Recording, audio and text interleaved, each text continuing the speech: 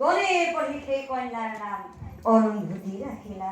গণে পঢ়ি সেই কন্যাৰ নাম অৰুন্ধতী ৰাখিলা।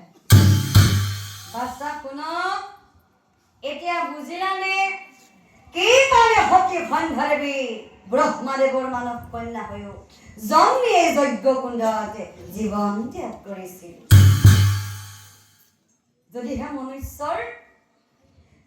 মনুষ্যৰ ঈশ্বৰৰ প্ৰতি একান্ত ভকতি